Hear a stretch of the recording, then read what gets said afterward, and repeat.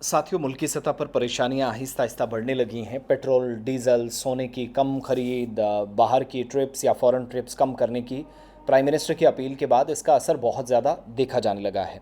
एक गैर यकीनी है, कियोस और कन्फ्यूजन है। पेट्रोल डीज़ल कई जगहों पर ख़त्म हुआ है। कल भी हमने प्रोटेस्ट देखे, हुकूमत मुखालिफ नारेबाजी और नाजेबा कलमात का इस्तेमाल या ऐसे अल्फाज इस्तेमाल किए जा रहे हैं जो बताने और दिखाने लायक नहीं हैं।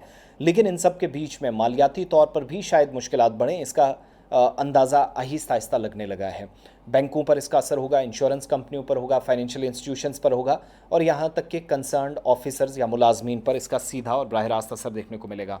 अब हुआ यह है कि वजारत ख़जाना ने या फाइनेंस मिनिस्ट्री भारत सरकार की, उन्होंने सरकारी बैंकों और जो इंश्योरेंस कंपनियां हैं उनको भी किफ़ायती इकदामात या कटौती करने के लिए अखराजात में जो जो कदम उठाने पड़े इसके लिए डायरेक्शंस दे दिए और इलेक्ट्रिक व्हीकल्स का ज़्यादा से ज़्यादा इस्तेमाल किया जाए, नई गाड़ियाँ भी खरीदनी पड़ें इसके लिए कह दिया गया है।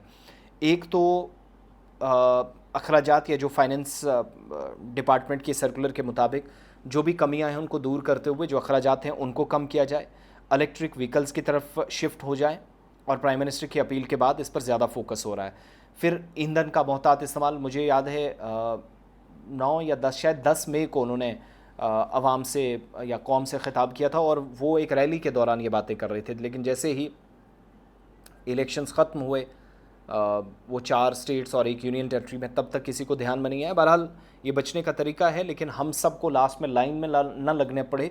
प्राइम मिनिस्टर, एलओपी, मिनिस्टर कोई और आकर हमें ना भी समझाता तब भी हमें कदम उठाने की ज़रूरत है। और फाइनेंस मिनिस्ट्री का जो महकमा बराए मालियाती खदमात हैं, डीएफएस है, उसके सर्कुलर के मुताबिक पब्लिक सेक्टर अंडरटेकिंग्स या पब्लिक सेक्टर बैंकों, इसके अलावा इलाक़ाई जो देही बैंक हैं, सरकारी इंश्योरेंस कंपनियां हैं, फाइनेंशियल इंस्टीट्यूशंस हैं, इनको एक तो सफ़र के या किसी भी तरीके से ये विज़िट वगैरह दाएं बाएं करते हैं, ट्रिप्स करते हैं, एक तो उसके अखराजात कम करें, दौरों को रोकें। अफसरान को कहा जाए इस बात को फ़रोग दें कि वो इलेक्ट्रिक गाड़ियों का ज़्यादा इस्तेमाल करें।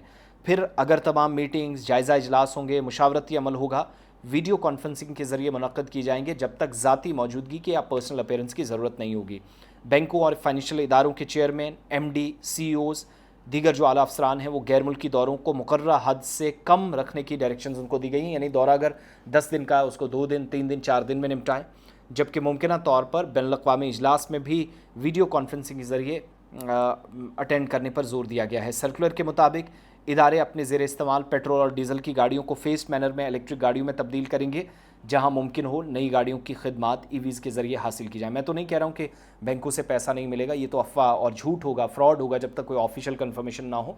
लेकिन शायद हम फाइनेंशियल क्राइसिस की तरफ भी बढ़ रहे हैं, जहाँ पर देर से ही मगर हुकूमत को एहसास हुआ कि सूरत हाल ख़राब हो सकती है। तो गैर मुल्की सफ़र तो आम लोगों ने नहीं करना है, जो लोग हैंड टू माउथ हैं, मगर ख़ुद को प्रिपेयर रखें। मुश्किल सूरत हाल है, मशरिक़ वस्ता में कभी भी कुछ भी हो सकता है।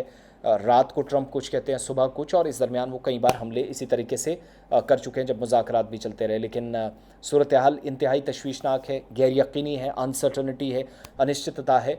इस दरमियान हम और आप सबको लाइनों में, कतारों में खड़े ना रहना पड़े कोविड-19 की तरह, डीमोनेटाइजेशन के फ़ैसले के बाद की तरह। तो थोड़ा सा एहतियाती इक़दामात हमारा जहन और दिलो दिमाग कहता है कि हमें ख़ुद उठाने की ज़रूरत है, जहाँ अखराजात में भी कमी की ज़रूरत है।